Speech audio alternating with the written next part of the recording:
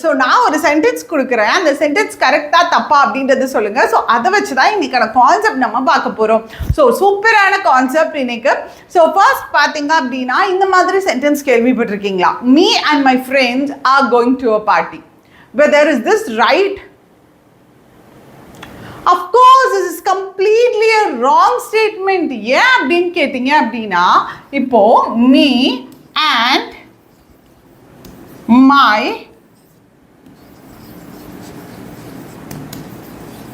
friends are going to party or park somewhere else, right? So இப்படி இருக்கு அப்படின்னா ஒரு சென்டென்ஸ் அப்படின்னா என்னென்ன அவசியமான ஒன்று? அஃப்கோர்ஸ் சென்டென்ஸ் அப்படின்னா ஒரு சப்ஜெக்ட் அண்ட் வேர்ப் இது ரெண்டும் சேர்ந்து இருக்கணும். இந்த ரெண்டும் இருந்தது அப்படின்னா அதை நம்ம சென்டென்ஸாக கன்சிடர் பண்ணலாம், ரைட்? அப்போ சப்ஜெக்ட் அப்படின்ற இடத்துல சப்ஜெக்டுக்கான ப்ரொனவுன் தான் வரணும். ஸோ சப்ஜெக்டுக்கான ப்ரொனவுன்லாம் என்ன அப்படின்றத பார்த்தீங்க அப்படின்னா these are the subject pronouns. So first பாத்தீங்கன்னா subject placeல first person அப்படின்றப்போ I நான், ஓகே, சிங்குலர், ஓகே, ஒரே ஒருத்தவங்க. ஒன்றுக்கும் மேற்பட்டவங்கள்ல first person வர்றப்போ first person, இப்போ நான் இருக்கேன், நாங்க அப்படின்னு சொல்றோம் இல்லையா? என் கூட ஒன்றுக்கும் மேற்பட்டவங்க இருக்கிறப்போ அதை குறிக்கிறதுக்கு will be using we, WE, we use பண்ணுவோம். இவங்க first person plural, right? So similarly second person பார்த்துட்டு இருக்கீங்க இல்லையா நீங்க, ஓகே? ஸோ செகண்ட் பர்சன் பொறுத்த வரைக்கும் சிங்குலரும் யூ தான் அண்ட் ப்ளூரலும் யூ தான், ஓகே?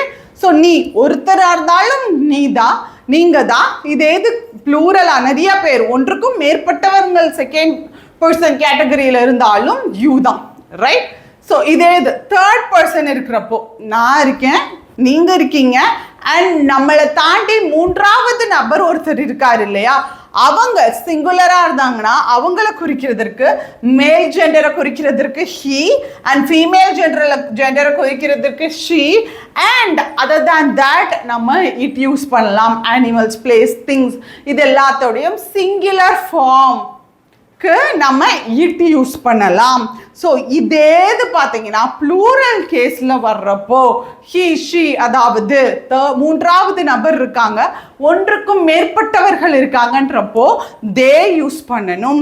ஸோ அப்போ இங்கே வாங்க, இப்போ சப்ஜெக்ட் பிளேஸில் இருக்கு அப்படின்னு நான் சொல்கிறேன். ஒரு குட்டி சென்டென்ஸ் சொல்கிறேன். He kicked her, okay? அப்ப சப்ஜெக்ட் பிளேஸ்ல இருக்கிறதுல சப்ஜெக்ட் ப்ரொனவுன் போடணும். அப்ப இங்க சப்ஜெக்ட் ப்ரொனவுன் வந்திருக்கா? சப்ஜெக்ட்ல தேர்ட் பர்சன் தானே ஹி, ஸோ அவங்க தானே வந்திருக்காங்க இங்க, ரைட்? அண்ட் அடுத்து அவங்க பண்ணின செயல் ஆக்ஷன் வேர்ப், ஓகே? யாரை கிக் பண்ணாங்க? ஸோ இவங்க தான், அந்த வேர்ப் ஆக்ட் ஆகுது இல்லையா, அந்த ஆப்ஜெக்ட். ஸோ இந்த ஆப்ஜெக்ட் பிளேஸ்ல வரக்கூடியது தான் ஆப்ஜெக்ட் ப்ரொனவுன் அப்படின்னு சொல்லுவோம். அப்போ இங்க ஹெர்ரா இருக்கட்டும், ஹிம்மா இருக்கட்டும், இந்த மீயா இருக்கட்டும், இது எல்லாமே ஆப்ஜெக்ட் கேஸ்ல வரக்கூடிய ப்ரொனவுன்ஸ். அப்போ அதை சப்ஜெக்ட் பிளேஸ்ல யூஸ் பண்ணக்கூடாது. ஸோ இது தவறு. மீ அண்ட் மை ஃப்ரெண்ட்ஸ் அப்படின்னு சொல்லி நம்ம சொல்லக்கூடாது, அது தவறு. அப்போ இதை சப்ஜெக்ட் பிளேஸ்ல நம்ம வர்றப்போ ஒரு ப்ரொனவுன் வந்திருந்தா ஓகே, ஐ அப்படின்ற ஒரு ப்ரொனவுன் வந்திருந்தாலோ, ஹி, ஷி அப்படின்ற ஒரு ப்ரொனவுன் வந்திருந்தாலோ ஓகே.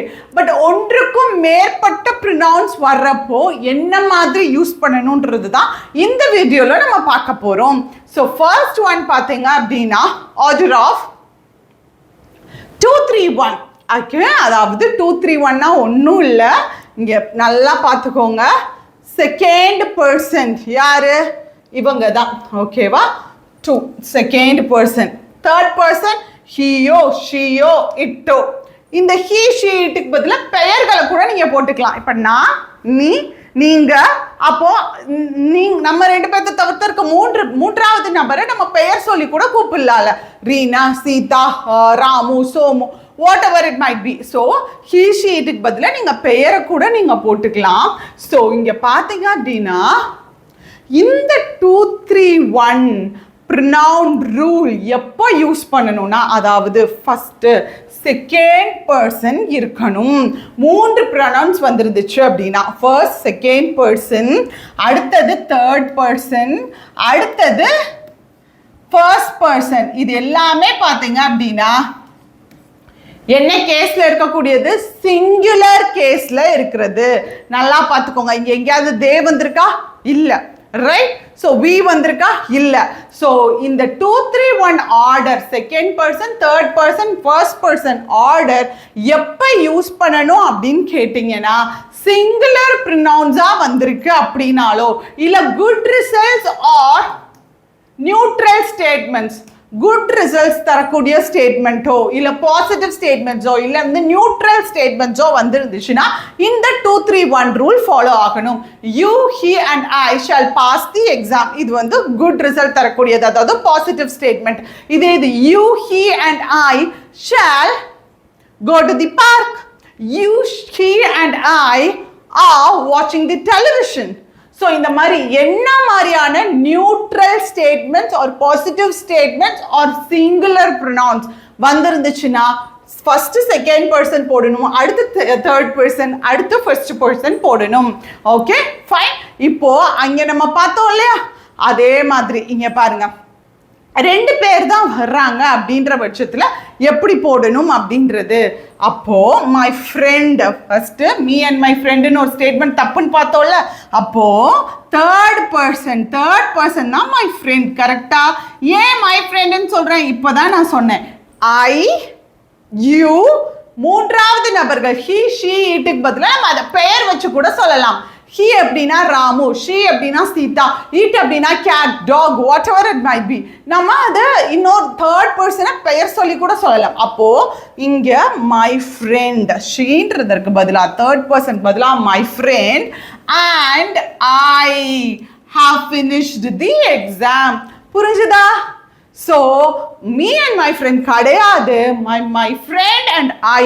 இதுதான் கரெக்டான ஸ்டேட்மெண்ட். ஓகே, ஸோ இதில் பார்த்தீங்க அப்படின்னா 2 3 1 ஓகே, 3 பேர் வர்றப்ப இதே 2 பேர் மட்டும் வராங்க, ஃபார் எக்ஸாம்பிள் இவங்களும் மட்டும் வர்றாங்க அப்படின்னா எப்படி போடணும்னா, இதில் இருக்கிறது அப்படியே தான். நல்லா பார்த்துக்கோங்க. என்னது? ஃபர்ஸ்ட் செகண்ட் பர்சனா, யூ, இங்க செகண்ட் பர்சனே இல்ல, செகண்ட் பர்சன் இருக்கிற மாதிரி இடம் இருக்கு, இங்க இருக்கு. அப்போ ஃபர்ஸ்ட் செகண்ட் பர்சன், அடுத்தது பாத்தீங்க அப்படின்னா இங்க செகண்ட் அண்ட் ஃபர்ஸ்ட் பர்சன் மட்டும் தான் இன்வால்வ் ஆயிருக்காங்க. So first person. சரியா? ஓகே, புரிஞ்சுதா? அண்ட் அதே மாதிரி இதே இது செகண்ட் அண்ட் தேர்ட் மட்டும் இன்வால்வ் ஆயிருக்காங்க அப்படின்னா அதே தான். First you and he. Okay, இதே இது தேர்ட் பர்சனும் ஃபர்ஸ்ட் பர்சனும் இன்வால்வ் ஆயிருக்காங்கன்னா இங்க இருக்கிற மாதிரி my friend or she and I. Okay, so இப்படி தான் நம்ம போடணும் ப்ரொனவுன்ஸ்க்கான ரூல்ஸ். ஸோ இந்த ஆர்டர்ல தான் 2 3 1 ஆர்டர்ல தான் இருக்கணும். ஸோ இதே இது நெகட்டிவா வருது இல்ல ப்ளூரல்ல வருதுன்னா எப்படி போடணும் அப்படின்றத பாருங்க. நெகட்டிவா வருது, ப்ளூரல்ல வருது அப்படின்னா என்ன மாதிரி போடணும் அப்படின்னு சொல்லிட்டு, இப்போ அதுக்கு என்ன ஆர்டர்ல இருக்கணும் அப்படின்னா, ஃபர்ஸ்ட் பாத்தீங்க அப்படின்னா 2 3 1 கேட்டகரி அண்ட் அடுத்தது பாத்தீங்க அப்படின்னா 1 2 3. இங்க 1 2 3. ஓகே, ஸோ இங்க மாத்தல, இது செக் பண்ணிக்கோங்க. 1 2 3 ஆர்டர், அதாவது ஃபர்ஸ்ட் 1 2 3னா ஃபர்ஸ்ட் பர்சன், அடுத்தது செகண்ட் பர்சன் அண்ட் அடுத்தது தேர்ட் பர்சன் இருக்கணும். எந்தெந்த கேஸ்ல நெகட்டிவா இருக்கு சென்டென்ஸ், மர்டர் பண்ணிடுறது நெகட்டிவ் சென்டென்ஸ் தானே. So I, you and he murdered him, 3 பேரும் சேர்ந்து மர்டர் பண்ணிட்டாங்க. அப்போ first person, second person, third person. இதை எப்படி ஞாபகம் வச்சுக்கலாம் அப்படின்னா, ஏதாவது ஒரு நெகட்டிவா ஒரு விஷயம் போய் முடிகிறப்போ ஐ இருக்காங்க இல்லையா, முன்னாடி தள்ளி ஓடி வந்துருவாங்க. ஓகேவா? நெகட்டிவா ஏதோ ஒரு பண்ண போறோம்னா ஃபர்ஸ்ட் பர்சன் நான் தானே, நான் வந்து ஓடி வந்துருவேன், அந்த நெகட்டிவ் செயலுக்கு பக்கத்துல நான் இருக்க மாட்டேன். ஓகேவா? அப்படி ஞாபகம் வச்சுக்கோங்க. ஸோ 1 2 3 ஆர்டர்ல இருக்கணும். You and he murdered him.